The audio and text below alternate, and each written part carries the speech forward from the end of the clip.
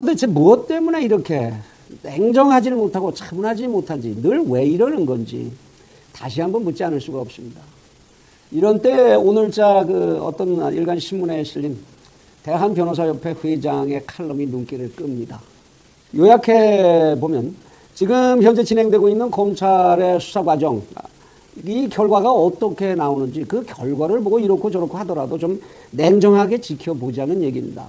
현재 검찰의 수사 모습이 물론 과거에 해왔던 이러저러한 정치검찰 소리를 들었을 때의 그런 검찰의 수사 모습과는 무척 많이 낯설고 한 것이 사실이기는 합니다. 그러나 내 눈에 익숙하지 않다고 해서 이런저런 근거도 없는 트집을 잡고 현재 검찰이 당장 무슨 시비를 걸어야 할 대상이라도 되는 것처럼 이렇게 몰아세우는 것은 바람직하지 않지 않느냐.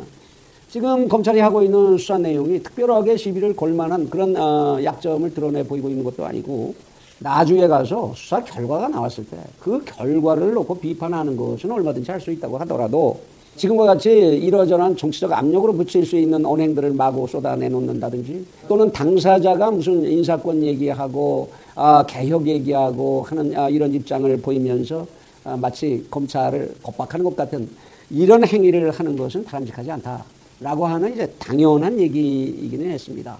그렇습니다. 그 칼럼에서 그 변협 회장도 밝히긴 했습니다만은 지금 검찰이 진행하고 있는 수사의 내용은 우리가 흔히 그 이전에 알고 있었던 정치검찰이 했던 것 같은 무슨 특정한 사안에 대해서 별건 수사한다든지 또는 인지수사로 해서 강제로 겁박하고 몰아간다든지 그런 내용의 수사는 명백히 아닙니다. 이거는 국민들로부터 고발이 되거나 고소가 된 고발 고소 당사자가 존재하는 이런 사건에 대해서 검찰이 당연하게 의무적으로 전개하고 있는 수사라고 해야 할 것입니다. 또한 여기에 부수적으로 따라붙게 되는 소환이라든지 또는 수색, 압수 이런 행위는 전부가 법원의 동의를 받아서, 특히 압수수색의 경우 같은 때나 또는 구속 같은 경우에는 법원의 영장이 없이는, 영장을 통한 명령이 없이는 가능한 일이 아니지요. 그러니까 그런 진행이 되고 있다는 것은 법원에서도 이러한 검찰 측 입장에 상당한 타당성을 인정한 것이고 상당히 범죄 성립의 가능성이 있다라고 동의를 했다고 봐야 할 것입니다. 물론 기소가 돼서 판결 과정을 거쳐서는 많은 변화가 있을 수 있겠습니다만 지금까지 진행 상황으로 본다면 그렇게 판단하는 것이 정당한 판단이라고 할 것입니다. 만일 지금 이렇게 저렇게 트집을 잡는 사람들 얘기들처럼 또 이러한 고소 고발 사건에 대해서 검찰이 지금같이 만약 수사를 진행하지 않았다고 하면 그러면 또 어떤 얘기들이 나왔겠습니까? 누구 눈치 보느라고 이렇게 미적되고 있는 거냐. 역시 정치검찰의 탈을 못 벗었다든지 또 이러고 비난이 한쪽에서 마구 쏟아져 나왔을 거 아니겠습니까? 거기다 이제 여당 측에서 그런 얘기가 나옵니다만 여당 대표라는 사람이 그런 얘기를 하는데 한 달이나 탈탈 털었다. 뭘 보고 탈탈 털었다 그러는 것인지도 모르겠습니다만은 그런데도 나온 것도 없지 않느냐라든지 또 한쪽에서는 왜 이렇게 깜깜이 수사를 하느냐. 국민의 알 권리는 일정 부분 채워주면서 해야 되는 거 아니냐. 이런 이제 시비에 대해서는 정말로 쓴웃음이 나오지 않을 수가 없습니다. 과거에 입장이 바뀌었을 때는 서로 다른 얘기를, 완전히 서로 다른 얘기를 했었던 것들이 아닙니까? 이 사건에 검찰이 수사를 시작한 게 8월 말이었고요. 그 뒤에 언론을 통해서도 쏟아져 나온 관련자들, 범죄 의심이 간다라든지 또는 이렇게 저렇게 얽힌 것 같다라든지 이 사람의 증언을 들어봐야 하겠다든지 이렇게 해서 참고인부터 수사 대상자까지 쏟아져 나온 이름들이 얼마나 많습니까? 더구나 압수수색을 해서 가져온 그 서류 뭉치들, 우리가 TV 같은 화면을 통해서도 확인을 했습니다만 얼마나 많은 서류 박스들이 검찰로 옮겨졌습니까? 이 많은 사람들을 전부 불러서 신문을 해야 되고 그 속에서 범죄의 증거를 찾아내야 되고 이 사람 저 사람의 말을 서로 연결해서 논리적 판단을 해야 되고 그 많은 수사 서류를 다 일일이 다 까서 그 속에서 증거가 될 만한 걸 찾아내고 그 속에서 논리성을 찾아내야 되고 진술하는 것들하고 맞춰야 되고 이 작업이 그렇게 만만해 보이십니까? 그 일이 얼마나 집덤불 속에서 바늘 하나 찾기만큼 고단하고 험난한 일인지를 우리는 상식으로도 사실 짐작할 수 있는 것 아니겠습니까? 우리가 과거에 봤었던 여러 가지 사건들, 우리는 정권이 바뀔 때마다 얼마나 많은 특검을 했고 그렇지 않더라도 무슨 게이트 무슨 사건이 좀 많았습니까? 그때마다 우리는 얼마나 많은 시간이 걸려서야 거기에 대한 옳던 그르던 나중에 답을 듣게 됐었습니까? 그런데 이제 고작 시작한 지 한 달 됐습니다. 그리고 그들은 그동안 정말 짐작을 해보더라도 눈코 뜰 새 없이 부지런하게 움직였고 그리고 여태까지 어떤 약점 잡힐 일 없이 정말로 전례 없는 수사를 해온 게 사실인 것 같습니다. 이런 정황을 전후를 짐작해 보면 지금 검찰이 하고 있는 수사는 이제 제가 생각하기에는 수사의 초입 단계에 들어선 정도라고 봐야 되는 거 아니냐. 지금까지 확보한 서류들만 다 분석하고 그 사람들의 진술 다 맞춰서 법률적으로 논리적으로 빈틈없이 소장을 꾸며내려면 글쎄요, 저 같은 경우에는 빨라야 한 1년 걸려야 되는 거 아니겠느냐. 그런 생각이 드는 상황입니다. 그리고 그러한 속에서 누가 협조해 줍니까? 수사를 받아야 하는 대상자 그 본인, 그 가족들까지도 그 대상이 되고 있는 그 본인이 검찰을 지휘할 권한을, 일정 부분 지휘할 권한을 가진 상전의 자리에 있는 사람이 아닙니까? 그런 사람을 대상으로 수사를 해야 한다는 참 동서고금의 사례를 찾기가 힘든 이러한 상황 속에서 저는 이나마도 이만큼이라도 수사가 진행되고 있는 것을 우리는 다행이고 고맙다고 생각해야 하는 것 아닌가 하는 생각을 하게 됩니다. 정말로 이대로라도 검찰 수사가 성공적으로 이루어져서 결과가 어떻게 나오든지 간에 국민들 사이에서 의혹이 모두 사라지고 그래서 참 후련하게 납득이 됐다. 이러한 얘기가 나오게 만일 된다면 지금 얘기하는 검찰 개혁 같은 이런 얘기는 애초에 다 필요 없는 것이 되지 않겠습니까? 저는 역설적으로 그런 생각을 하게 됩니다. 이번에 검찰이 자신들의 명운을 걸고 검찰이란 이런 겁니다. 대한민국의 검찰도 이렇게 할 수 있습니다. 라는 걸 보여주는 그런 계기를 만들었으면 하고 바랍니다. 그리고 아마도 그런 검찰 측 종사자들도 많지 않을까? 그런 생각을 하게 됩니다. 그러한 때가 올 때까지 우리는 오늘 할 수 있는 일은 하나뿐입니다. 그때까지 장관 본인은 두말할 것도 없고 대통령도 그리고 집권 여당이라는 측도 그리고 반대편에서는 야당들의 입장이나 시민들의 입장에서도 우리 다 같이 침착하게 눈 똑바로 뜨고 그 결과만 지켜봐주면 되는 것 아니겠습니까? 그 밖에 우리가 할 수 있는 게 지금 무엇이 있겠습니까? 우리가 법률적 판단을 다 할 수 있습니까? 우리가 그 사실관계 파악을 다 할 수 있습니까? 우리가 재판관이 될 테니까 우리 앞에 다 까놓으라고 해야겠습니까? 그럴 수는 없는 것이 아니겠습니까? 매체들까지도 이런 때에는 정말로 침착하고 정직한 자세로서 검찰을 똑바로 들여다보고 그들이 문제가 발생했을 이런 문제가 발생을 했는지 어떻게 해결해야 되는지는 방송을 안 합니다. 저는 왜 이런 문제가 발생했냐, 이것은 박근혜 탄핵에서부터 시작됐고 그럼 어떻게 해야 되느냐, 이것은 반탄연대 구성에 투쟁하는 방법밖에 없다 이렇게 생각합니다. 자, 문정권은 조국 살리려고 조국을 버리고 있습니다. 조국을 살리려고 조국을 버리고 있습니다. 이 작자들이 지금 하는 작태입니다. 국가와 국민은 안중에도 없습니다. 지금의 이 자들이 하는 행태는 자, 여기서 밀리면 다 죽는다. 절대로 밀리면 안 된다. 죽기 살기로 하는 겁니다. 이렇게 죽기 살기로 하는데 한국당이 이 자들을 이길 수 있겠습니까? 이 빈약한 한국당 가지고는 안 된다 이렇게 생각합니다. 그걸 알기 때문에 조국이 튀어나온 겁니다. 그러면은 자, 이 대한민국이 지금 어디로 가고 있는지, 죽어봐야 맛을 아는지, 이런 철면피 인간들 살다 처음 봅니다.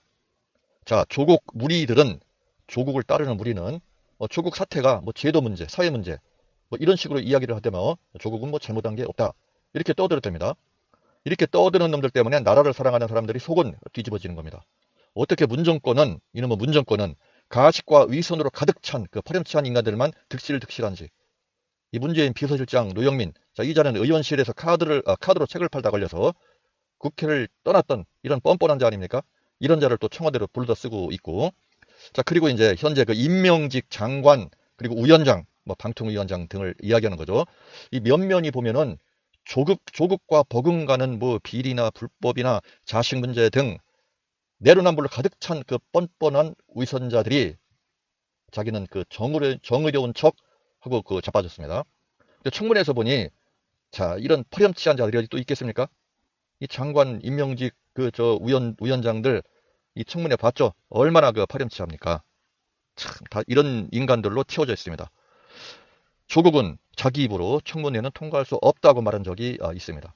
자기가 자기 자신을 잘 알기 때문입니다. 자, 그런데 현재 임명직 장관 위원장들 이 자들은 자, 조국이 청와대 수석할 때 검증해서 청문회 내보낸 자들 아닙니까? 조국이 검증을 해보니 저기 장관 나가는 놈이나 나나 거의 비슷하게 생각했을 겁니다. 이런 자들을 청문회 나가서 하루만 버티면은 자, 청와대에서 임명하면 끝이다. 이걸 조국은 잘 알고 있는 겁니다. 그래서 튀어나왔다 생각합니다. 야당 알기를 개 돼지처럼 보는 겁니다. 돼지 새끼처럼 보는 거예요. 자, 청와대에서 확 밀어붙이면은 이 야당 이작자들은 궁시렁 대다가 이 많은 겁니다. 이걸 청와대 조국이 얼마나 잘 알아요. 그러니까 나도 이제 장관 하면 되겠다 이렇게 튀어나오는 겁니다. 윤석열 검찰총장도 청문회 때 보면은 자, 적당히 뭉개고 하루 지나니까 임명되는 거 아닙니까? 여기에 자신감을 얻었겠죠, 조국도. 자, 윤석열 청문회 때 그 질문 내용을 보니까 한국당 의원들 짝이 없습니다. 그따위 질문밖에 못하나 하는 생각이 듭니다.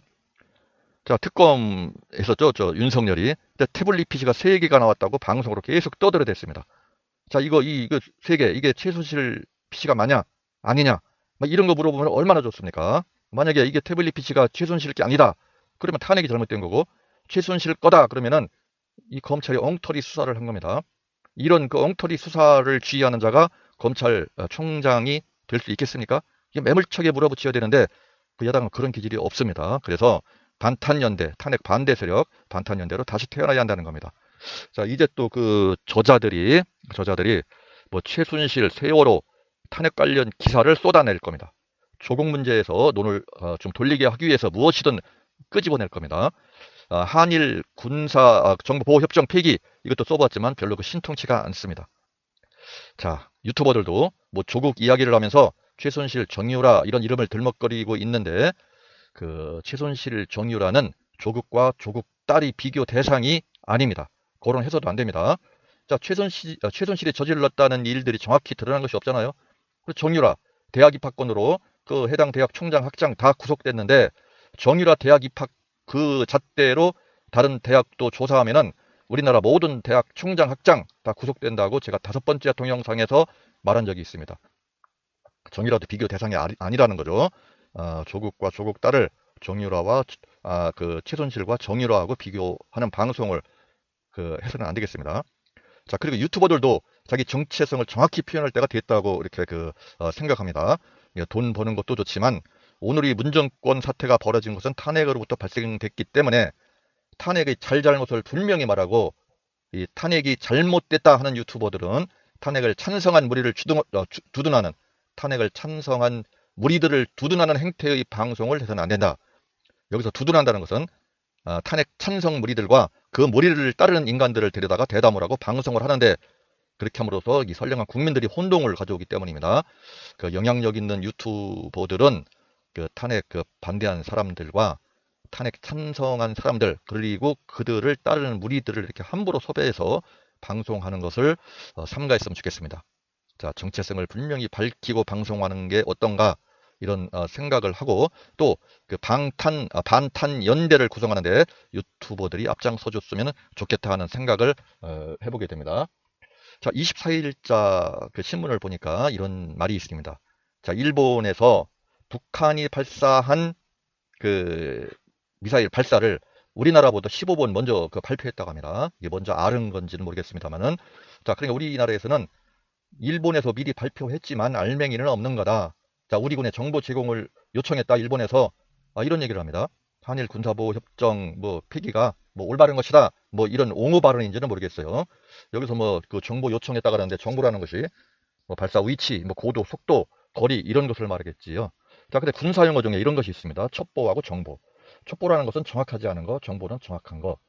자, 다시 말해서 그 정확한 정보를 만들기 위해서는 주변의 모든 첩보를 수집하는 겁니다.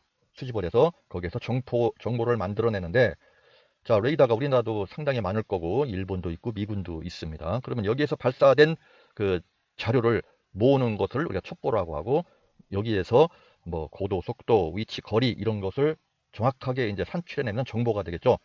첩보 차원에서 여기저기서 달래가지고 첩보를 수집해서 정보를 만들어내는 겁니다. 일본도 여기서 그 데이터를 갖다가 분석을 해서 정보를 만들어내는 거 아니겠습니까?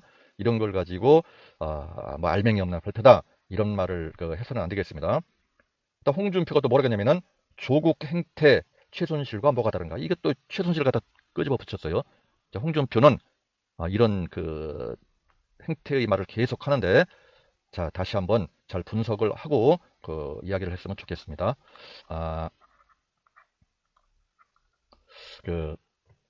아까 최순실 세월호 탄핵 관련 기사 이런 걸 쏟아낼